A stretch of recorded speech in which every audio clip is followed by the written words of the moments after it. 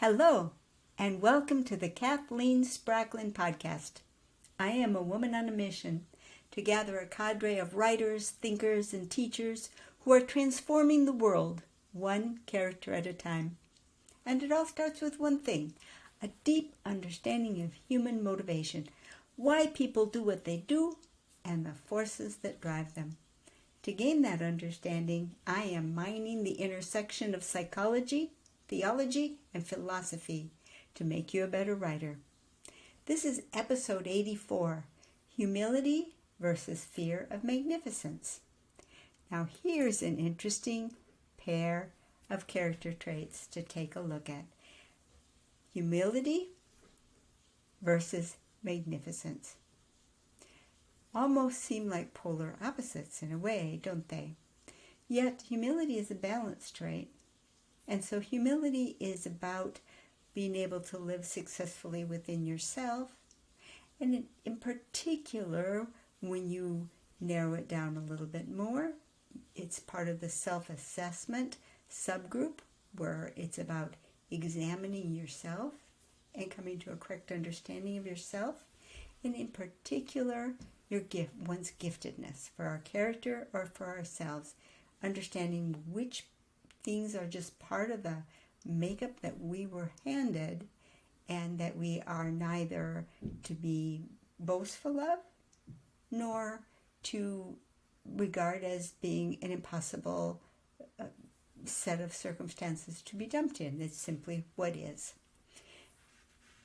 And we're contrasting that with a resilience trait, which has to do with the resilience has to do with the physical world, the inanimate world in many respects, and the power side of that where the character almost feels that they're getting the better of the world. The courage side is where the world feels like it's getting the better of the character. And in particular, in the power group, when it is about unleashing the true greatness of the character or of ourselves, actually taking the lid off and being all that we can be, or our character doing the same, taking the lid off and just simply being all that he can be. Well, there's a challenge here in the question of magnificence, because as you know, magnificence, as every character trait does, has a potential loss state. And one of the loss states of magnificence comes about when the character, or ourselves, has a little taste of this victory side of magnificence and is frightened by it and retreats from it and runs away from it. So when that aspect comes up, when there's fear of magnificence, it can appear almost to be humility. So that becomes a really interesting point to tease out.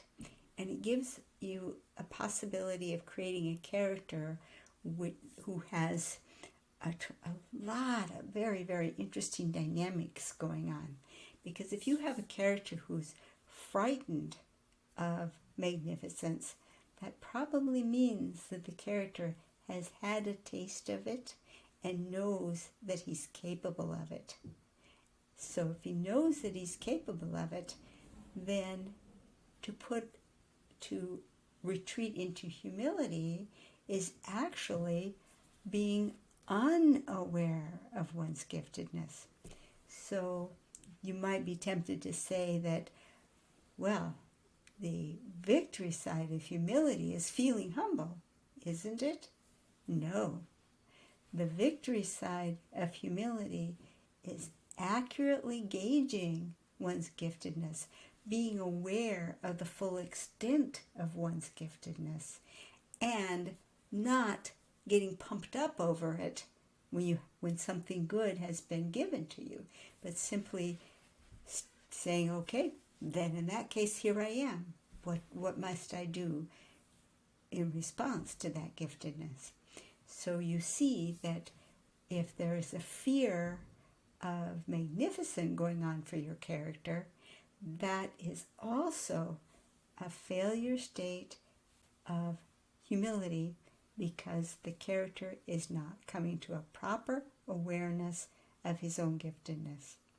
And demonstrating that, teasing that out for your readers could be a tremendous service, because the reality is, where magnificence is concerned, is that most people spend a lot of their life energy tamping down magnificence, keeping the lid on, making sure that greatness doesn't escape.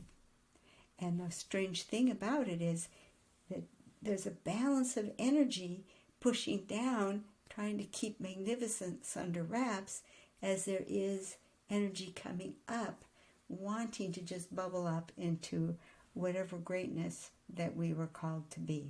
So it's a really, really interesting contrast, and I strongly invite you to play around with that with your writing. See if you can bring it out. And we all know, I hope we know by now with these character traits, that when you display the struggle, the emotions follow. So put up the struggle, describe the struggle well, let your reader experience their own emotions, and then come back around and reveal a little bit of the emotions of your character, because that will enable your reader to have all of the richness and just three-dimensional fullness of their own emotional response, and then tinge it in with the color of the response of your character. It's a way of really, really achieving a lot of emotional power, and achieving that emotional power is, of course, the key to making your writing unforgettable. So, talk to you later. Thank you. Bye-bye.